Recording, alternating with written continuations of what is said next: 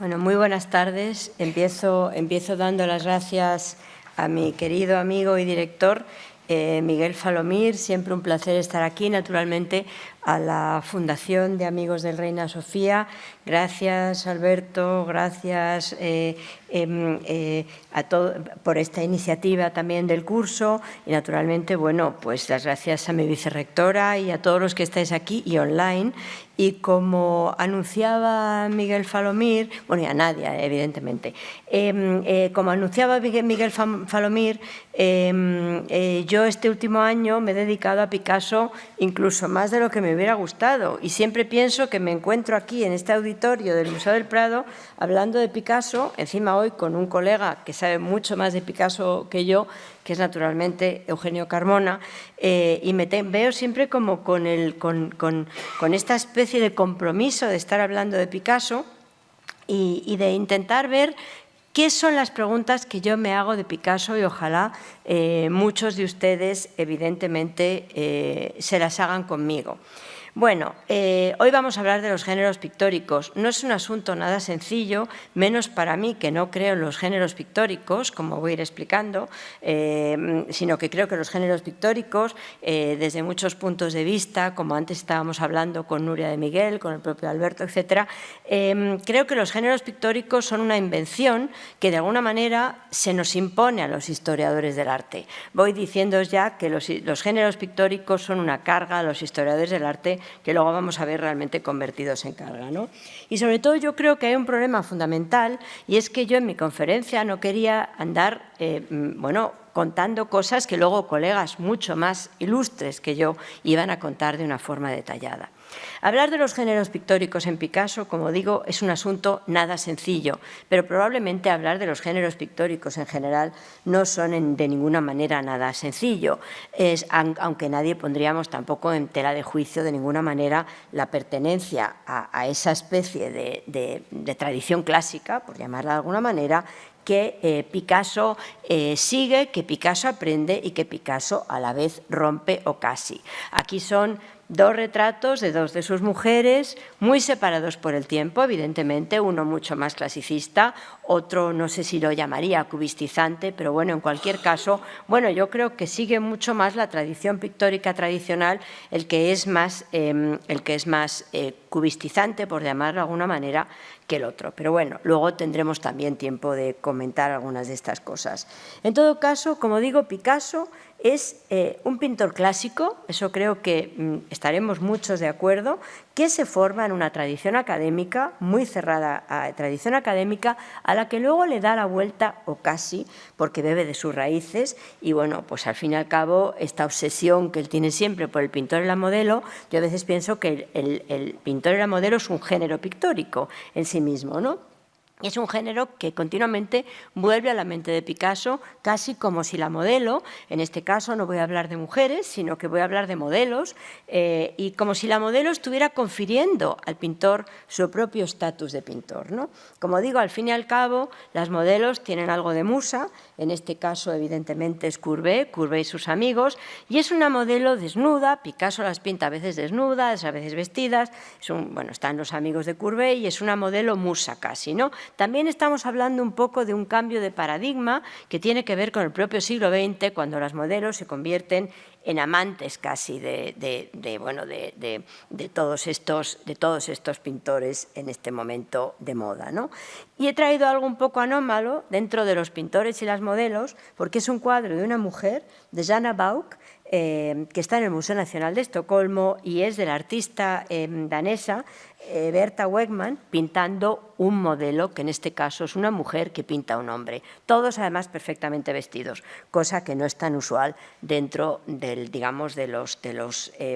la iconografía picasiana. Y naturalmente Alfred Stevens, que es un artista belga, donde esa modelo vuelve a ser una musa que le habla al artista mientras está pintando, buscando la inspiración que quizás ella le va contando. Como digo, un género pictórico en sí mismo, en lo que yo quiero proponer que los géneros pictóricos son un asunto también a revisar. desde algunos puntos de vista. Y no podía faltar en esta primera aproximación Matisse, el gran amigo, guión casi enemigo de Picasso, con un pintor pintando a una modelo, creando casi una triangulación, por decirlo de alguna manera, entre todos los distintos personajes que ahí se van juntando, ¿no? Pintores, modelos, copia de la modelo, etcétera, etcétera.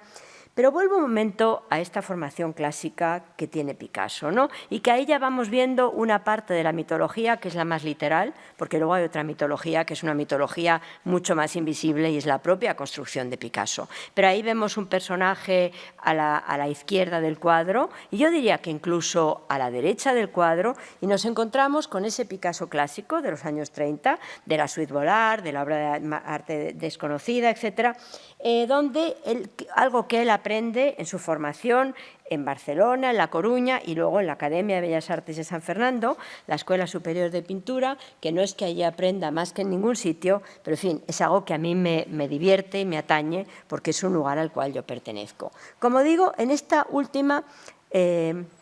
Bueno, aquí vemos esa escultura que es un leitmotiv y aquí vemos una pieza precisamente una pieza del siglo XVIII, un vaciado del siglo XVIII de la escuela de la entonces Escuela de Pintura, Escuela Superior de Pintura, Escultura y Grabado, o sea, la actual Academia de Bellas Artes de San Fernando, que luego en un momento determinado parte de los archivos fueron a la Complutense, precisamente a la Escuela de Bellas Artes. Como digo, en un momento dado, este es el certificado que lo conservamos en la Universidad Complutense. Ahí tengo yo un poco el corazón partido porque creo que debería estar en San Fernando, pero está en la Complutense, con lo cual, bueno, ahí tenemos el certificado porque se llevaron los documentos a Bellas Artes de la Complutense. Y entonces, en esta carta, pues explica, pide formalmente el ingreso a la Academia en 1897. Yo, a mí que me gustan los papeles, pues lo he querido compartir con ustedes. Y entonces, bueno, pues en la instancia explica que es natural de Málaga, que es discípulo de la Escuela de Bellas Artes de Barcelona y al ser finalmente aceptado, bueno, que ha hecho la matrícula tarde porque tenía un problema de enfermedad, que es lo mismo que de alguna manera le hace irse. Y aquí tenemos este documento precioso, exactamente igual que los que se exponen en el Prado, de los que luego hablaremos, cuando ingresa o se matricula el año académico 97-98 en dibujo del antiguo y ropajes y paisaje, sección elemental. Esto es lo que Picasso empieza en un momento determinado a estudiar en San Fernando. Podríamos hacer el mismo trabajo en otros de sus destinos, pero en fin, yo me he centrado precisamente en San Fernando. Pero claro, además de eso, a Picasso nunca le gustó la Academia. La verdad hay que decir que la Academia de San Fernando no le gustaba a ninguno de los artistas que en ese momento trataban de estudiar en ella, de ninguna manera. Y entonces, bueno, pues iba a pasear al Retiro, se iba fundamentalmente a pasear al Museo del Prado. Yo siempre tengo esta fantasía, que luego seguramente no cumpliré, intentar reconstruir los itinerarios de Picasso en Madrid, el tiempo brevísimo que estuvo, pero para él muy intenso, como es siempre el tiempo formativo en las personas, en todos nosotros, ¿no?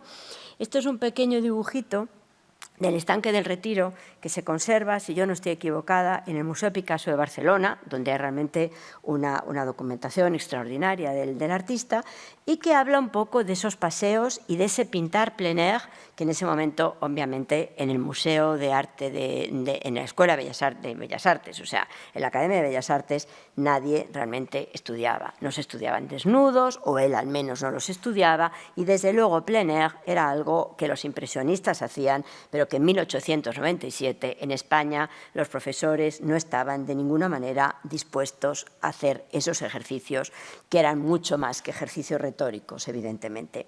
De hecho, Penrose, en su texto sobre Picasso, fantasea con algo que a mí también me gustaría fantasear, pero yo creo que ya a estas alturas lo dudo, que quizás en todos estos cartapacios de papeles conservados en la Academia de Bellas Artes de San Fernando, cuya biblioteca realmente es un lugar donde siempre se encuentran sorpresas, nos encontremos algún dibujito perdido de Picasso. Bueno, es una fantasía que no está mal como fantasía. En todo caso, como digo, la educación de San Fernando, aquí está mi querido taller de vaciados, lo he puesto para que simplemente veamos que, bueno, que las cosas a veces siguen bastante como están, ¿no? O esas imágenes de la academia en ese momento.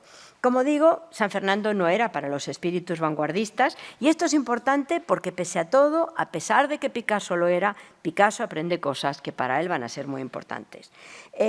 Nadie quería quedarse ahí porque todo el mundo que llegaba ahí aspiraba evidentemente a reescribir el mundo, a repintar el mundo y de hecho, bueno, pues las copias eran una forma de hacer mano, ¿no? Como decían los pintores en ese momento, en este tipo de talleres. Y de hecho, si a alguien le interesa, hay un tema siempre por explorar, al cual antes el director, Miguel Falomir, estaba haciendo alusión, y es los copistas del Prado, que sí están muy bien registrados y ahí podemos saber los trapos limpios y los trapos sucios de la mayoría de nuestros grandes artistas.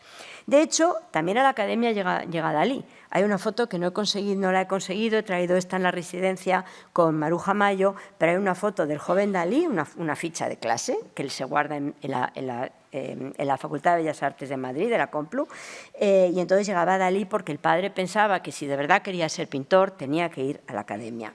O sea, que si realmente la gente seria pensaba que había que estudiar en la Academia de San Fernando, pues mejor no estudiar en la Academia de San Fernando, pensaban todos, ¿no? De alguna forma, Dalí siempre lo cuenta, Lorca, Buñuel, etcétera, se encontraron todos en la residencia y la residencia mucho más sofisticada de otra manera, fue evidentemente el Prado en el caso de Picasso, ¿no? Picasso estuvo, además, nunca llegó a copiar del natural, siempre copiaba estatuas, siempre copiaba copias que ahora nos parecen maravillosas, pero en fin, vaciados del 18, y es más, a menudo se escapaba de clase. Hay una queja que cuenta precisamente Muñoz de Graín, que en ese momento era el titular de la cátedra de paisaje, o sea que probablemente estaba dando clase a Picasso, en la que cuenta la familia de Picasso, lo cuenta Mailer, que era muy absentista, que Picasso no iba a clase y que tenía un espíritu muy bohemio y desde luego, bueno, pues no era nada entusiasta con la formación que se le estaba ofreciendo. Incluso Penrose, es un libro que a mí me parece maravilloso, se pregunta, o mejor dicho, reproduce la pregunta de Picasso frente al amigo Sabartés cuando ella mayor, diciendo qué demonios había hecho yéndose a estudiar a la Academia de San Fernando. Y seguramente, igual que Dalí y que tantos otros estudiantes, describía la Academia como un lugar muy diferente al imaginado. Y pese a todo, si se fijan por un momento, en estos dos casos de dos artistas muy importantes del 20, muy radicales, evidentemente, tanto Dalí como Picasso son unos excelentes dibujantes. O sea, que algo hay ahí que merece la pena, por lo menos, sentarse a mirarlo. Vuelvo otra vez a esta especie de leitmotiv, ¿no? Que es a medio camino, copia, clasicista, mitología entendida de una manera y no de la otra. Bueno, como digo, donde encontraba realmente el mejor lugar era en el Museo del Prado.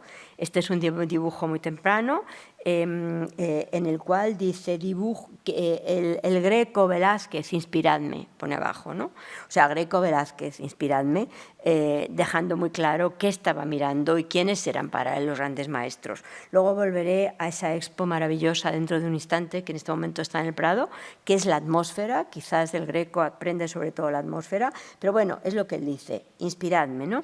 Es esa idea en un momento dado, como digo, antes Miguel Falomir la estaba citando, y es esta exposición muy sofisticada que podemos ver ahora en el Museo del Prado, donde realmente bueno, pues nos encontramos con esos cuadros de Picasso por una parte, esos cuadros del Greco por otra parte, al que un poquito antes, algunos años antes, bastantes años antes casi, 1888-89, de entonces es este dibujo, como se puede ver, pues realmente está pidiendo inspiración a los grandes maestros que los que estaban mirando. No parece en absoluto casual. Yo no creo que nada de lo que Picasso hiciera fuera en absoluto casual, de ninguna de las maneras, yo creo, ¿no? Seguramente el Prado era el lugar para sus aspiraciones. O sea, en ese momento el Prado es para Picasso lo que le inspira a estar pensando y a estar releyendo. O sea, por eso yo muchas veces digo, pero bueno, ¿por qué nos enfadamos de releer a Picasso hoy en día si Picasso estaba continuamente releyendo a los grandes maestros? O sea, yo creo que es un juego muy claro en el caso de Picasso y el Prado, desde luego, pero no solamente en el caso de Picasso y el Prado. Fueron tan fuertes las vinculaciones que hay una anécdota hablando de lo que otra vez decía Miguel Falomir a propósito de que se le echa del Museo del Prado. Pues en el año 44, en una anécdota que recoge Brassai, parece ser que presentan a Picasso un cuadro del Greco, ¿no? Hablando un poco otra vez de estas relaciones con el Greco, que yo creo que, bueno, claro que podemos buscar unos puntos de apoyo visuales, pero sobre todo yo creo que es esa atmósfera, ¿no? La atmósfera del misterio, la atmósfera de lo que no acaba de verse, etcétera, etcétera. Entonces, como digo, presentan un cuadro a Picasso que parece que no era de muy buena calidad.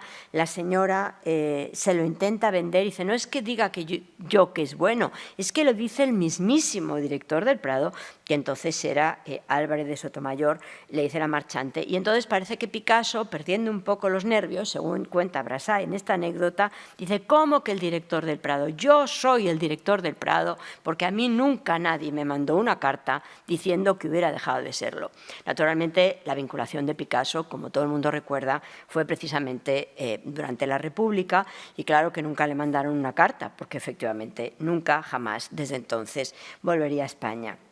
Entonces, bueno, pues esa idea de Picasso, que años más tarde, al menos en esta anécdota, se sigue sintiendo como director del Prado, creo que puede ser muy explicativa para muchas cosas, ¿no? Entonces yo me he preguntado qué estaba viendo Picasso cuando estaba en el Prado, cómo era el Picasso,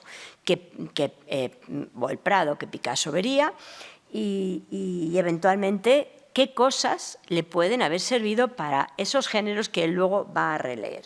Y entonces he acudido a mi Santa Santorum, que es el Santa Santorum del museo, que naturalmente es el grafoscopio, que bueno, que si no se puede ver en persona, ustedes entran en la página web y me acaban de decir José Manuel Matilla, que es el responsable del gabinete de estampas y dibujos, que va ahí, que van a ponerlo aún mejor, pero yo les aseguro que ahora está muy bien. Entonces entran ustedes al grafoscopio. El grafoscopio es casi una especie de cinéma avant la lettre, ¿no? Es casi como una especie de conato de cine, una máquina que se iba dando vueltas, era, bueno, las fotografías impresas en una tela continua, por decirlo de alguna manera, y se iba dando alguna manivela e iban pasando. O sea, guarden esa idea de que el grafoscopio es casi un cine, porque luego nos va a servir para otra cosa. Entonces ahí tenemos el grafoscopio cine, ahí está evidentemente pues, protegido, etcétera, y aquí son las imágenes que pueden ustedes encontrar en la web. Bueno, esta era fundamentalmente la sala del grafoscopio. En ese año 97 todavía estaba el museo, la sala central del museo en ese momento. ¿Qué artistas y cuadros encontraba en el paseo como artistas más importantes, ¿no? Y como digo, ¿quiénes eran esos cuadros? ¿Cuáles eran esos cuadros? Que lo primero que yo creo que nos llama a todos la atención es que están realmente pegados uno a otro. O sea, imagínense, yo creo que el último museo en el mundo que ha tenido los cuadros tan pegados uno a otro ha sido el museo, iba a decir el Victoria Alberto, pero quizás la Tate British, que toda la parte de los prerrafaelitas estaba muy pegada, pero hoy en día esto sería realmente impensable, ¿no? Todos esos cuadros donde casi no hay jerarquías y están todos mezclados, podríamos decir de alguna manera, precisamente en este proyecto de Laurent. Y aquí hay una historia que también es muy interesante. Yo un día visitando el gabinete con mis estudiantes hablaban del monopolio de Laurent, y claro, es que muchas veces, y yo creo que no lo he entendido mal, los cuadros, no en este caso evidentemente, pero tenía que ser alguien muy diestro, porque los cuadros hay veces que no se podían sacar dentro, había que sacarlos fuera, al menos en los detalles, para ver efectivamente los detalles. Entonces, como digo, esta máquina de rotación única en el mundo, que mostró el aspecto de esa galería central que tenemos ahora, ya van viendo ustedes que arriba está Goya, ahora vamos a ir volviendo, justamente lo hicieron en esos 82, 83 aproximadamente, y era una fotografía, como antes digo, una especie de fotografía continua de 10 metros que estaba montada sobre un lienzo y en la cual iba pasando casi como si fuera uno de esos cinemascopes pequeños, para niños pequeños, digamos, ¿no? Entonces, bueno, pues el panorama de la Galería Central del Prado colgaban fundamentalmente los lienzos más importantes de la escuela española e italiana, que me imagino que en ese momento efectivamente eran las más importantes, las más radicalmente importantes. Las pinturas, como ya ven ustedes, ocupaban prácticamente del suelo al cielo, o sea, toda la pared, podríamos decir, desde los basamentos casi. Con lo cual, bueno, pues era muy frecuente encontrar esta mezcla de cuadros que encontramos aquí. Como he dicho, ya habrán todos reconocido a Goya Riva.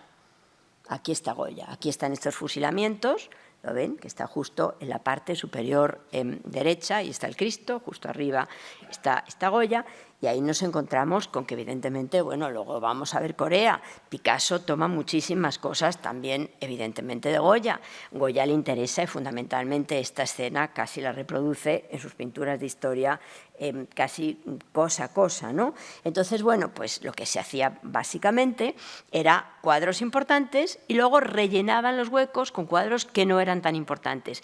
Y eso es básico para ver qué veía Picasso, qué estaban viendo los contemporáneos y en qué se podía estar fijando Picasso eventualmente y qué ha podido tener más importancia en la visión de los géneros de Picasso, entre otras cosas, ¿no? Como digo, aquí tenemos el 2 de mayo, que nos da un poco idea de cuáles eran las pinturas principales. Esta estaba arriba, porque evidentemente, bueno, necesitaba espacio, ¿no?, abajo, que se veía peor, ¿no? Y luego esta otra parte del grafoscopio, donde podemos distinguir a la izquierda las meninas. Entonces, de todas formas, si a alguien le interesa el grafoscopio, que veo que hay tomando fotos, si entráis a la página web, ahí está el grafoscopio, que podéis ir pasándolo. O sea, la verdad es que el Prado no es por nada, pero tiene una maravillosa página web. Podéis ir pasando, pincháis y ahí os sale el año. Yo creo que debe haber como un 10% de cuadros que no están identificados, pero realmente es una información maravillosa, fundamentalmente también, como digo, en el caso de Picasso. Bueno, aquí están las meninas, que no hace falta que yo las ponga enteras, porque las conocemos todas, pero sí que para mí plantean el primer problema respecto a la cuestión de los géneros, ¿no?, que encontramos también en Picasso y que a lo mejor Picasso contesta hasta cierto punto. ¿Por qué es esto un retrato? ¿Es un retrato de corte? ¿Es un autorretrato? ¿Es una pintura histórica? ¿O es una pintura de género?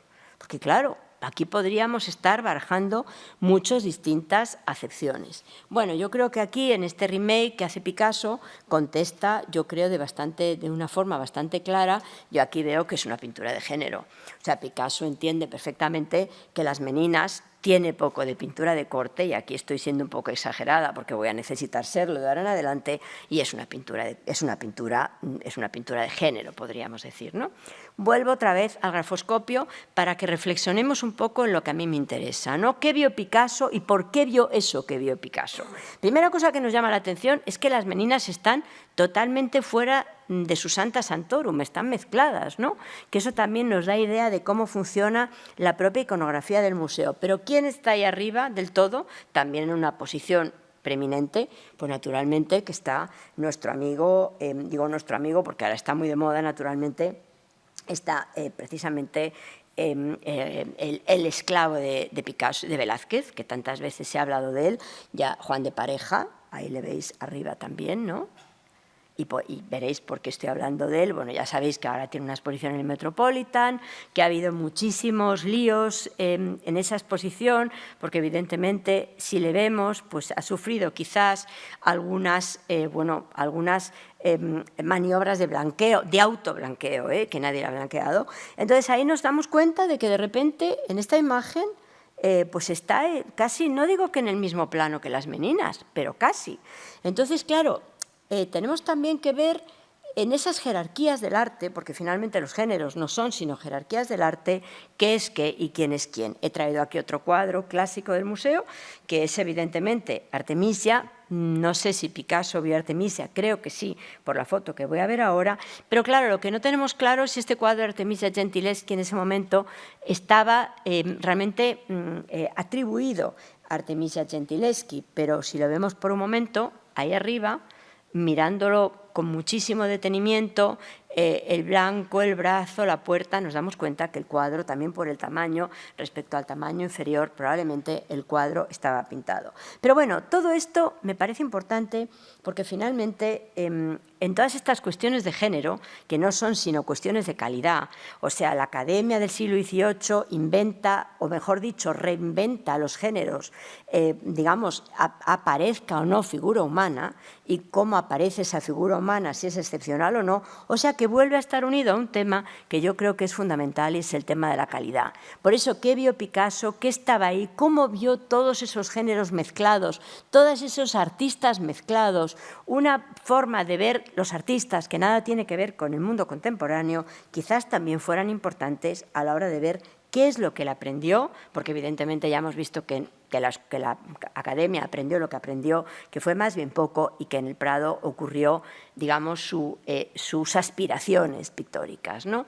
Entre otros lugares, por así decirlo. Pero bueno, en el Prado porque estamos en el Prado. Entonces, si se fijan aquí, bueno, nos volvemos a encontrar con otro viejo amigo, ¿no? Evidentemente, que es naturalmente Rivera, que ahí tenemos a Rivera en otro tramo, ya le ven ustedes también ahí a la izquierda, ¿no?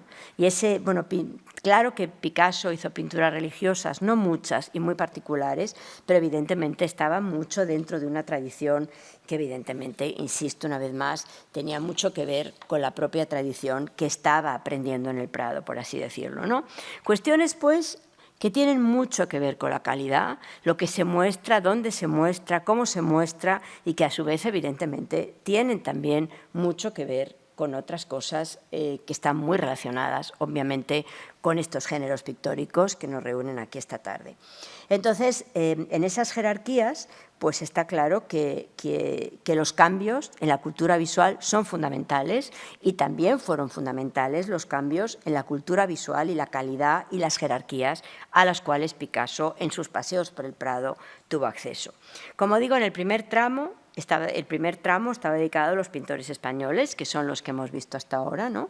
Precisamente Rivera, Murillo, Velázquez, etcétera, etcétera, ocupando los espacios más próximos, digamos, a la sala de la reina Isabel, ¿no?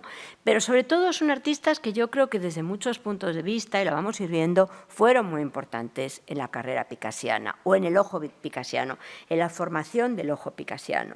Y bueno, el segundo espacio albergaba lienzos de la escuela italiana, y bueno, yo he querido aquí recoger un cuadro que está justo en medio y abajo, que naturalmente es a Guido Reni, pues simplemente por hacer un homenaje a la exposición que tenemos aquí, ¿no?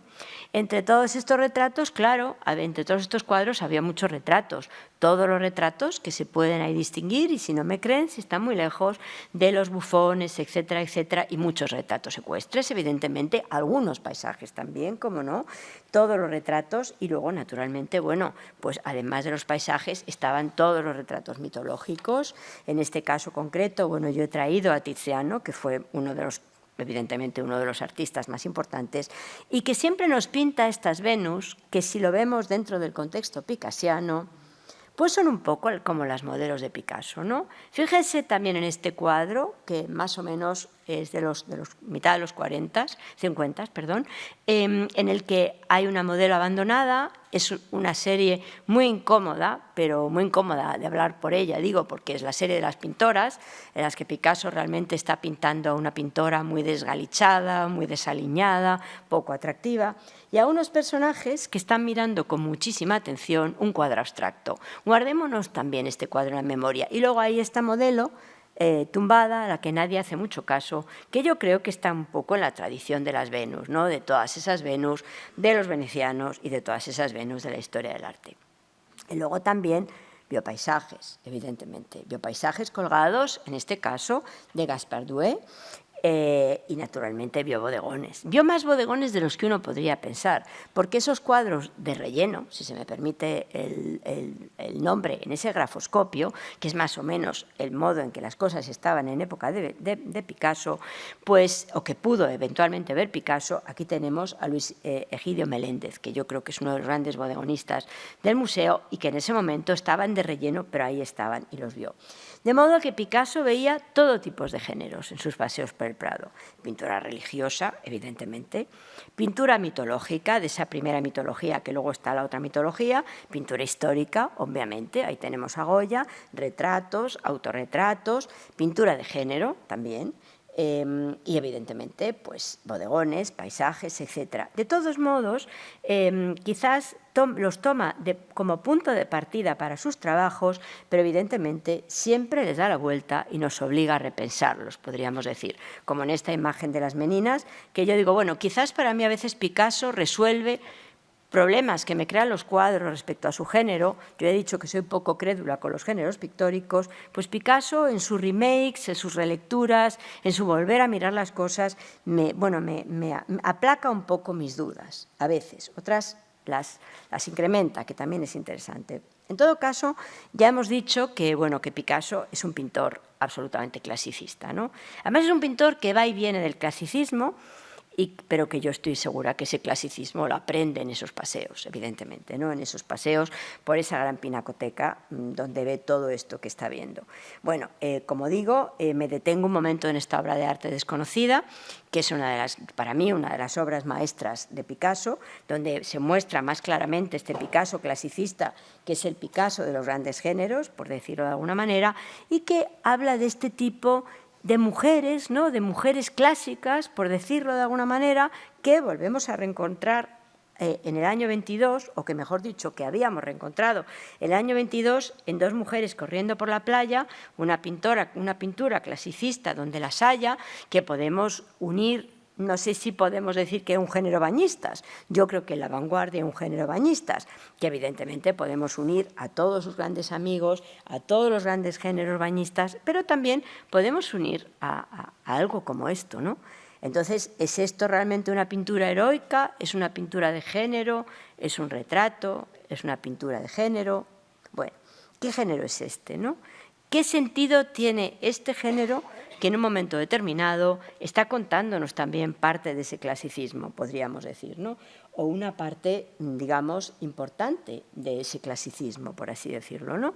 Bueno, como digo, esta es la novela de Balzac, como todo el mundo recuerda, la obra de arte desconocida. Bueno, seguramente Picasso no leyó directamente la obra de Balzac, pero ya saben ustedes que esta novela maravillosa de Balzac, sobre la cual, por cierto, ha escrito o escribió de una manera maravillosa Francisco Calvo Serrayer, otra de nuestras grandes pérdidas, junto efectivamente con el profesor Bozal, que hoy la vicerrectora citaba con muy buen criterio. Bueno, es poco probable, como digo, que él hubiera leído de forma directa esta obra, pero sí había visto cosas que le habían hecho pensar otra vez en esta copia de la modelo, ¿no? En este caso una modelo muy recatada, que nada tiene que ver con las otras modelos que estábamos viendo. En cualquier caso, como digo, Picasso se hallaba frente a frente con un tema que le iba a perseguir la vida entera, que es la propia imposibilidad de representar.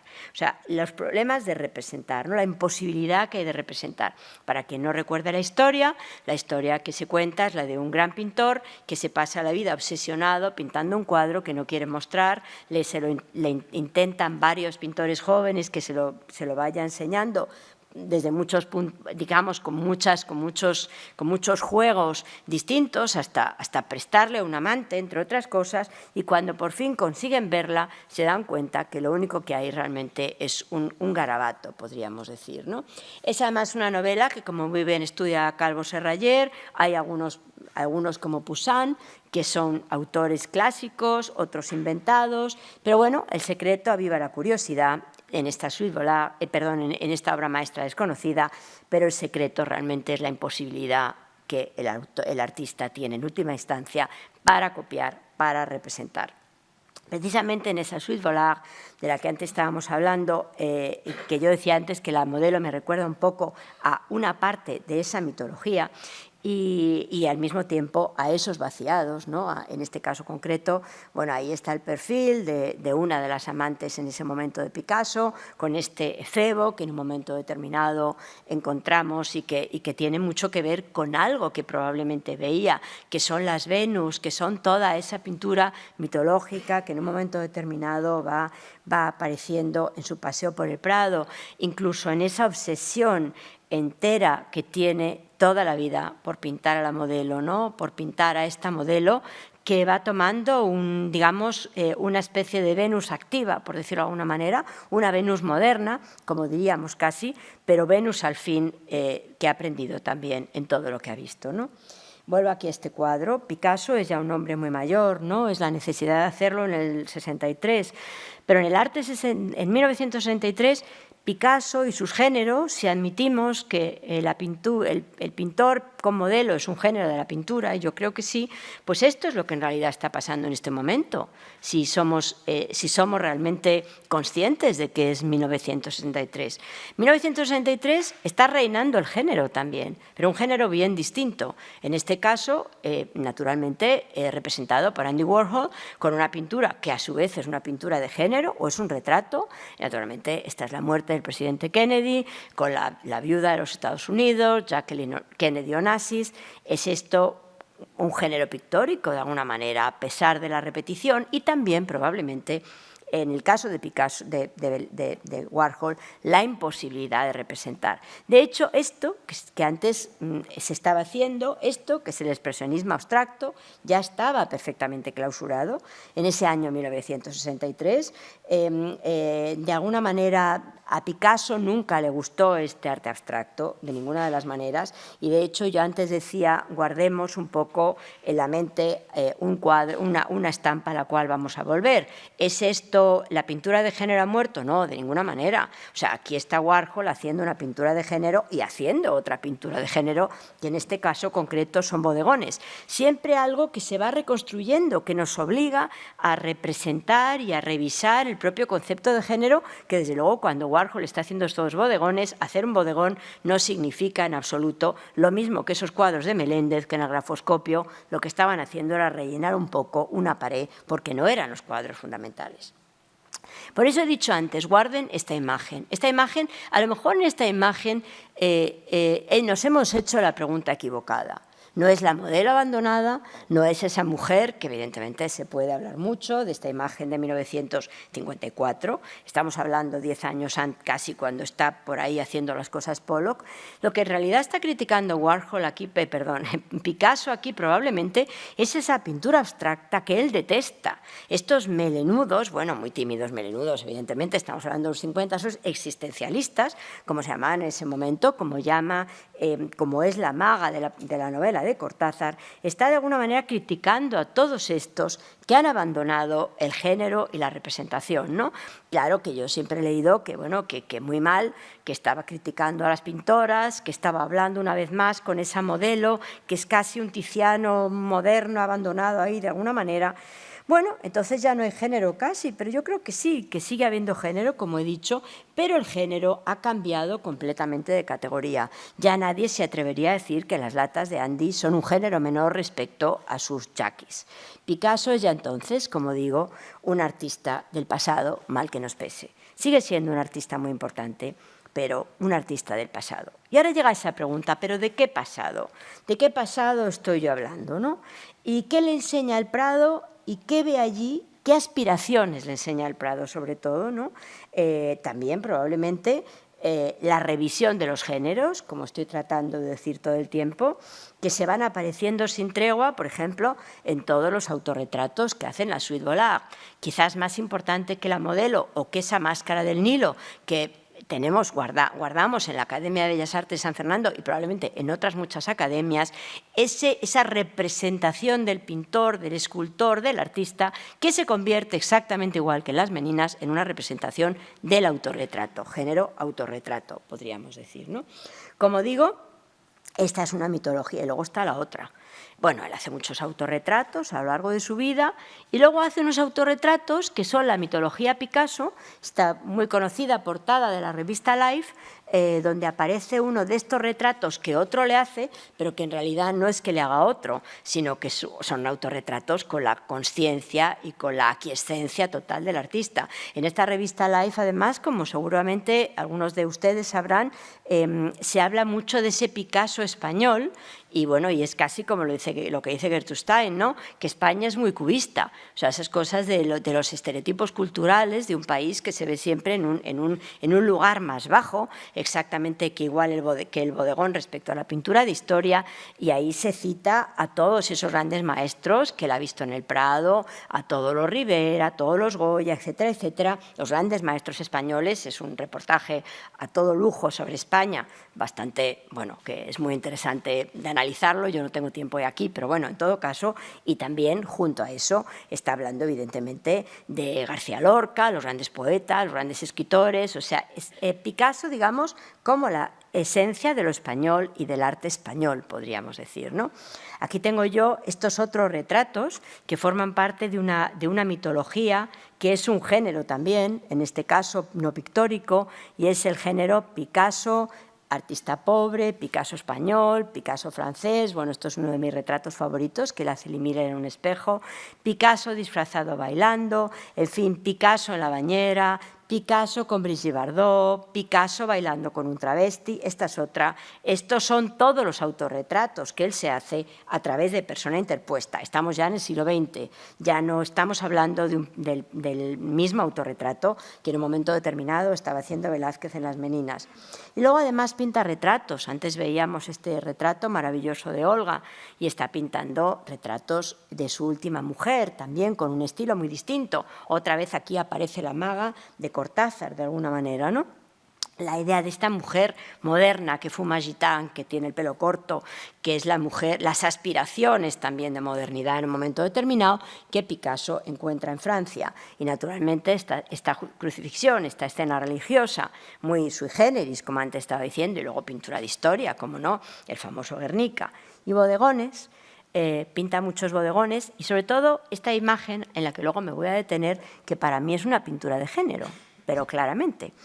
Y luego bodegones, estaba antes diciendo, bueno, los bodegones de Picasso son siempre maravillosos y memorables, los que hace como collage, que es lo que yo he querido decir aquí. No quería hablar mucho de ningún género para dejar la sorpresa para el porvenir, y luego, como antes decía, pintura de género.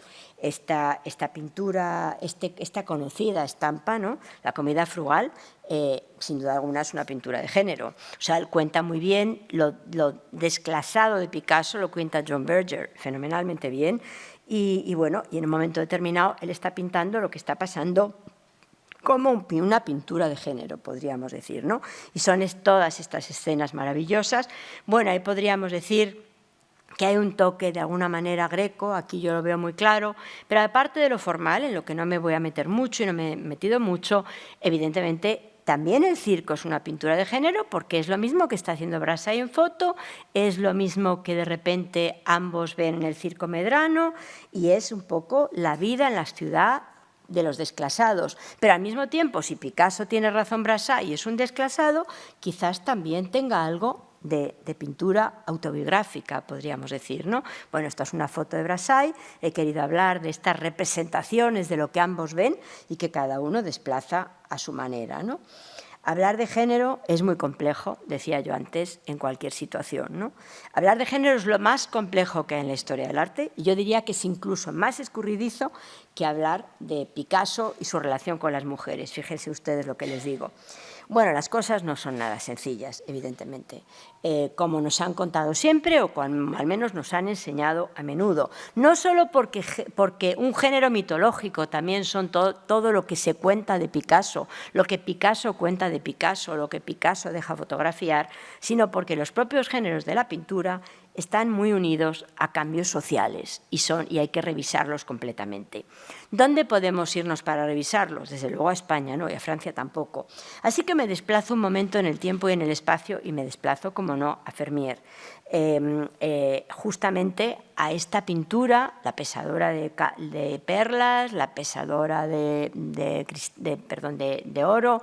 Es una pintura maravillosa que seguramente todos ustedes conocen y más que conocen, pero claro, claro, es una pintura de género, es un retrato, es un bodegón incluso, porque claro, la parte más importante es esta parte, que es un bodegón, exactamente igual que un bodegón Las señoritas de Aviñón, ¿no? Aquí están los objetos desperdigados encima de la mesa. Bueno, la mujer mira cuidadosamente la balanza.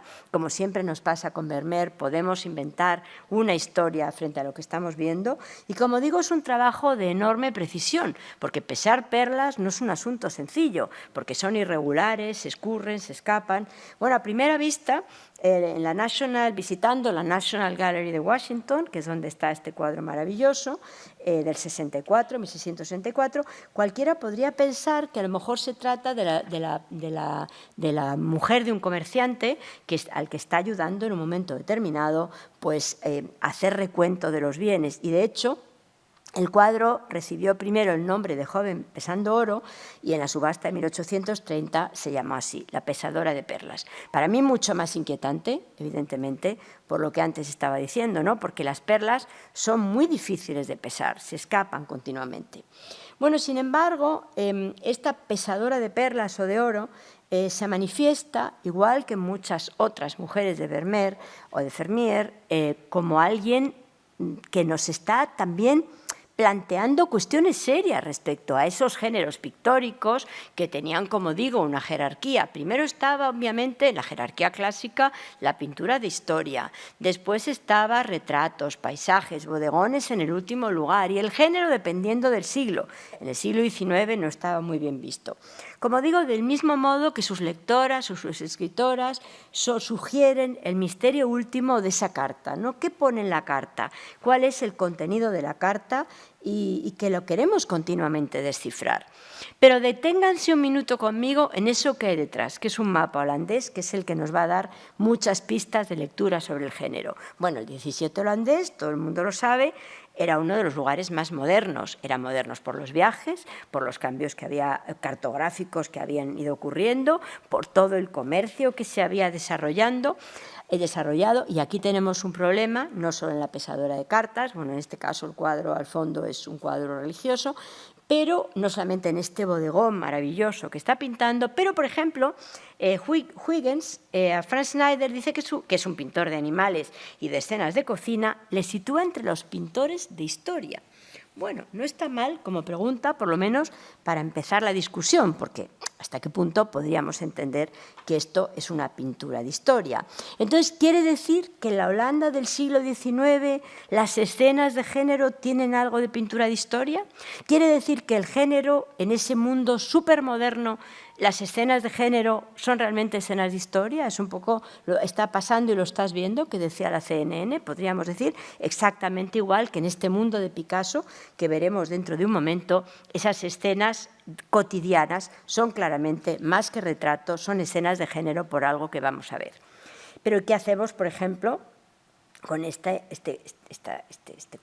cuadro de Corea del 51, que por cierto tiene muchísimas filiaciones, obviamente, con el cuadro que estábamos viendo precisamente antes de Goya, ¿no?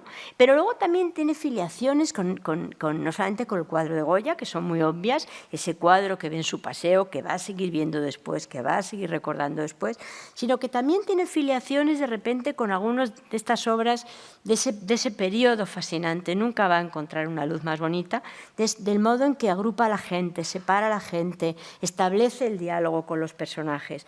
Realmente, las particularidades de esa Holanda del siglo XVII, que me van a servir para reflexionar un momento sobre Picasso, son también, como ha apuntado Bryson, una afirmación de clase que rompe por completo con los géneros pictóricos. Este es un bodegón, pueden ustedes encontrar, este es de Cals, pero bueno, hay un bodegón maravilloso en la Thyssen, y claro, aquí nos encontramos con que ¿es esto realmente merecedor de ocupar un lugar preeminente? Evidentemente, igual que Schneider, para Huygens era un pintor de historia y no solo un pintor de bodegones o de género, o como queramos llamarlo. Aquí vemos lo más sofisticado, que son esos objetos importados en un momento determinado, algo que va a ser también importante para Warhol, al lado de un cítrico, parece un limón o una naranja, etcétera, etcétera, y que es esa idea de un cambio de paradigma muy importante que está ocurriendo en ese momento en Holanda y que trastoca completamente la idea del género, de la jerarquía clásica de los géneros que se establece precisamente en el mundo, digamos, de la academia del 18, que es por donde yo he ido empezando. Ya el género bodegón no va a ocupar el último lugar, sino todo lo contrario, va a ocupar un lugar preeminente dentro del contexto, porque esto es la pintura de historia. Aquí realmente nos está hablando de quién tiene el poder y quién tiene el poder y el dinero para comprar todos esos objetos maravillosos, naturalia y artificialia, podríamos decir, ¿no? Entonces nos damos cuenta que esta lectura de Vermeer a mí me vale para otro bodegón de Picasso, donde también ha juntado un poco a la manera de Vermeer en este Bon Marché todos los objetos de la vida moderna, ¿no? Lo que finalmente él quiere también tener y coloca en ese bodegón, que finalmente es mucho más que un bodegón, ¿no? Está contándonos una parte casi de esa pintura de historia, lo que está pasando, ¿no? Exactamente igual que Warhol en su escaparate o exactamente igual que, bueno, que ocurre en otros muchos casos, ¿no? Por ejemplo, en este caso, precisamente, porque Chardin, que era a su modo muy académico, diría yo casi, pues en un momento determinado decide situar Diderot, que era muy académico, decide salvar a Chardin a pesar de que está pintando muchas veces bodegones, ¿no? Hubo una exposición, por cierto, maravillosa, que seguro que alguno de ustedes vio.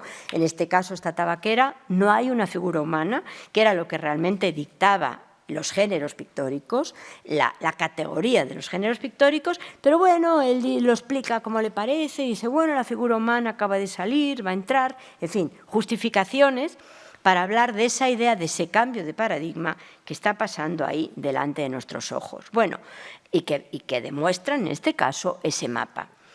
Un cambio de paradigma muy, muy parecido va pasando también en época de Picasso. Yo antes les he dicho, acuérdense de ese grafoscopio de 1882 que se va pasando con una manivela como si fuera casi una especie de pequeño cine. Bueno, los gadgets visuales del siglo XIX son siempre fascinantes y acaban en el lugar más fascinante de todos los lugares fascinantes, que es precisamente la invención del cine. La invención del cine para mí es fundamental, bueno, para mí y para muchísima otra gente, obviamente, para entender a Picasso, pero no solamente por la fragmentación, sino que igual que los viajes, hay un cambio de paradigma muy claro en la época que rompe los esquemas de los géneros, en la época de los holandeses, me parece que lo mismo ocurre en esos años de las muy primeras vanguardias, donde aparece este cine, que eran 2 minutos, en el año 1895, yo digo, si pudiera elegir un lugar y un tiempo en la historia, me gustaría estar en esa primera tarde donde la gente vio el cine por primera vez. Ese tren que llegaba, se metían todos, cuentan, debajo de las sillas porque pensaba que se les iba a llevar por delante. Eso, evidentemente, es importantísimo. La idea del cine, que es muy importante en toda la producción de Picasso. Aquí tenemos, por ejemplo, a Lumière, lo pueden encontrar más en Internet, maravilloso, un Pierrot que se rompe y se reconstruye, y siempre se dice, Natasha Stoller le cuenta, por ejemplo, que esta obra perdida de Picasso habla precisamente de esos juegos con el cine, claramente, ¿no? Y las de Mademoiselle d'Avignon, que yo antes decía es una pintura de género, porque para mí es una pintura de bodegón, de vodevil, totalmente, igual que los usos horarios cambian completamente la visión del mundo, porque precisamente los usos horarios, los primeros trenes que están cruzando los Estados Unidos son los que van mandando con Morse dónde están, y alguien se da cuenta que el sol va cambiando y no es la misma hora que estaba. Y entonces esa idea del trastocamiento espaciotemporal, bueno, está aquí y eso es obvio, aunque tiene muchísima razón mi colega Carmona, que evidentemente esta figura central es Miguel Ángel, pero además de eso, para mí es un lugar de vodevil. Yo siempre que lo veo pienso en el Ángel Azul, el Lola Lola, ¿no? Y bueno, y seguramente, bueno, pues hasta en cierto modo ese recorrido, yo les decía, del grafoscopio, que vamos ahí dando la manivela con los gadgets visuales y que tiene casi la ilusión del cinematógrafo, podríamos decir, como entonces se llamaba, ¿no? O sea, la idea de estos personajes que finalmente, bueno, pues no hay que darle más vueltas, son unas mujeres de vodevil y ya está, ¿no? Y en el fondo, bueno, pues esto es lo que hay. Picasso pinta muchas veces mujeres de vodevil, a él le interesa la fascinación por los márgenes y bueno, y ahí tenemos esa imagen que habla del cine por una parte, de lo que el cine también, cómo el cine rompe los géneros pictóricos, que espero que de alguna manera ya esté más o menos explicado. Y yo al principio les decía que los historiadores vamos siempre con los géneros a cuestas. Y hablando de los géneros a cuestas, pues aquí tenemos este cuadro muy divertido, desde mi punto de vista, que es precisamente del colombiano Álvaro Barrios, del 2003, que se llama Soñé con Duchamp, Matisse y Picasso, que subían al Gólgota con sus obras a cuestas. Bueno, me parece un cuadro divertidísimo, porque si vamos analizando, primero Picasso está entre los dos, ¿no? Picasso está haciendo de eslabón entre Duchamp y el bueno de Matisse, cuya obra, por cierto, no se ve. O sea, el amigo de Picasso, pues resulta que Matisse tiene la obra, se le ve la parte de detrás, no la parte de delante, ¿no? Son los tres grandes maestros, yo diría entre el 19 y el 20, como digo, Matisse el último al fondo, Picasso en medio, con esta obra prodigiosa, que si me dicen ustedes qué género es, pues yo digo género, obra prodigiosa, no sabría darle un género. Entonces, como digo, que se va mostrando en el bastidor, ya lo ven ustedes, la va llevando ahí a cuestas de alguna manera, y luego está Duchamp, que está cargado de todos sus artefactos, ¿no? Que si el urinario, que si la rueda, que si el botellero. Bueno, la impresión que se tiene es que ese ascenso del arte, de los géneros del arte, por llamarlo de alguna manera, a lo que nos compete, cuesta cada vez más y tiene una deuda también con los objetos encontrados. No voy yo aquí a hablar de objetos encontrados de Picasso porque me parece que son muy conocidas sus esculturas o incluso algunos de los collages que hemos visto. En este caso es el objeto encontrado por antonomasia Duchamp, que ahí lleva al hombro, pero incluso esas esculturas ensambladas pues son un poco objetos encontrados, ¿no?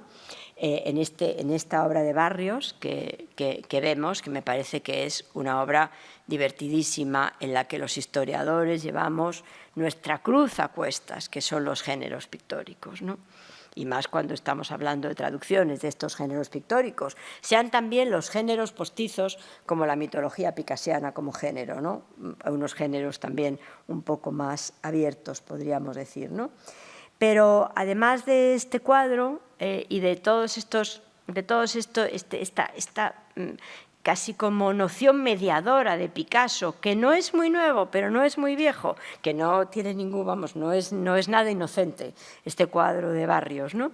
Vuelvo un momento a La pesadora, ¿no? Que es la que estaba yo pensando, esta mujer de Vermeer, pintura de género, pintura de historia, decía yo, ninguna de las dos cosas, ¿no? O el género como historia, de alguna manera, tanto en el caso de los pintores del mundo flamenco del 17 como del mundo parisino epitomizado precisamente por Picasso y las Demoiselles d'Avignon desde muchos puntos de vista. Quiero acabar con un poema de una poeta uruguaya, Circe Maya, que quizás algunos de ustedes conocen, una poeta maravillosa uruguaya, que titula uno de sus libros La pesadora de perlas, y que me parece que es una metáfora maravillosa para todo esto que yo he estado diciendo respecto a lo complicado que es pesar las perlas, porque son irregulares, porque son escurridizas. Bueno, yo siento que esa misma metáfora es aplicable a los géneros de la pintura. Entonces, en un momento determinado, ella va contando lo siguiente, ¿no? Explica que las perlas son orgánicas, que las perlas son irregulares, que alteran fácilmente la suma final en estas balanzas, que además, bueno, una radiografía se vio que estaban vacías, radiografía del cuadro. Y entonces, y ya de verdad que acabo, que no me quiero tampoco extender mucho, acabo con este poema precisamente de la poeta uruguaya que nos invita a repensar las definiciones, y yo quisiera que con ella repensáramos las propias definiciones de los géneros pictóricos. Dice la poeta: trabajo en lo visible y lo cercano, y no lo creas fácil. No quisiera ir más lejos.